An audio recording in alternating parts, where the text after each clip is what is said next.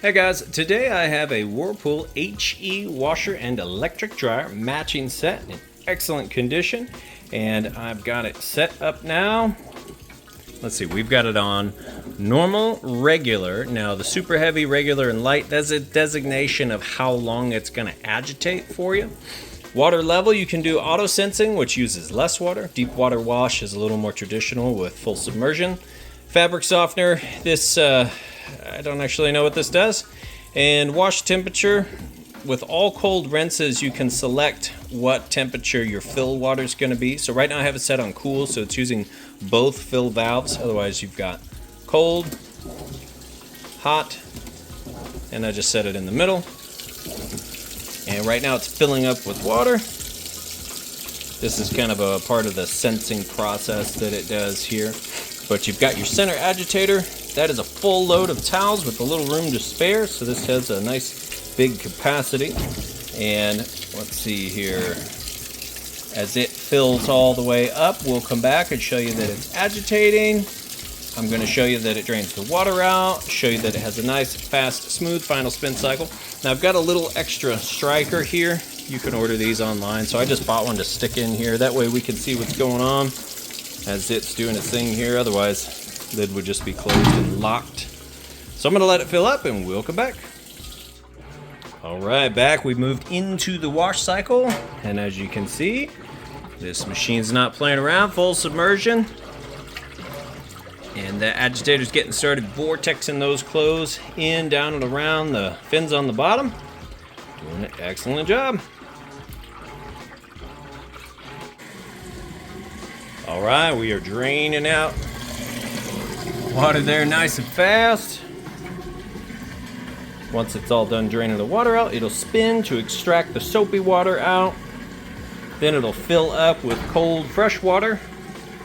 Agitate for a bit on the rinse cycle, and then it'll drain that out, and we'll come back for the final spin cycle and show you that that's nice, fast, smooth, sounds great. Then when the machine's all done, I'll move the clothes over to the dryer and show you that the dryer's working perfectly. All things you'd check out if you were standing here yourself, checking it out. That way you know when you get it home, plug it in, you're gonna be good to go. Alright guys, final spin cycle. Once again, I'm able to lift this up because of my additional striker there. As you can see, everything on this is spinning nice, super fast. Sounds great. Benefit of it spinning this fast is it's going to cut your drying time in half. Now it looks like those lights are flashing for some reason in some of my videos. They're not, they're solid. But sometimes the videos makes it look like they're flashing. And there you go. I'm gonna let that finish up. Move the clothes over to the dryer here and we'll be done in just a minute. All right, now we've got the clothes pulled out of the washer. You can see it's nice and clean and cleared out.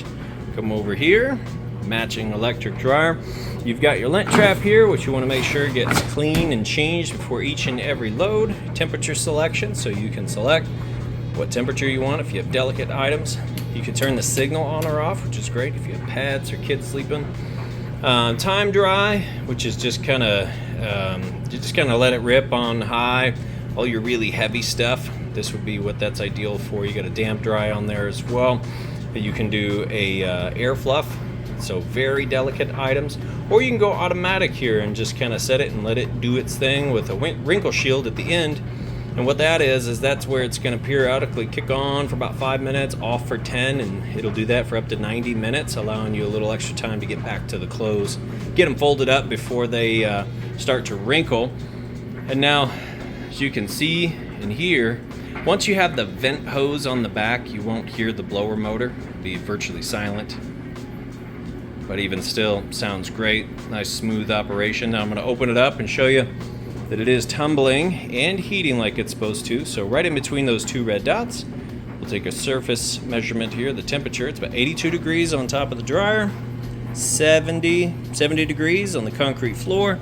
So now we'll open this up. You can see everything's tumbling. Nice bright light. Right in here is where the heat's gonna come out. So it's super hot right there on that grate. The heating outlet's kind of back behind here, and the heat flows up out of here. The inside of your dryer is only gonna get from about 95 up to 195, just depends on how high you have that heat setting. Then the hot air mixes, dries the clothes, and shoots out right there out the back of your dryer. So, and the lint trap catches that right there. So that's why it's super important to make sure that that's got cleaned out. Nice good airflow. So we'll close that. Hit start. And we're up and running. So now you guys know everything on them works perfect. I'll go ahead and get them listed up for sale. If you have any questions at all, feel free to reach out. I do appreciate you taking the time to watch my video. Thanks, you guys have a great day.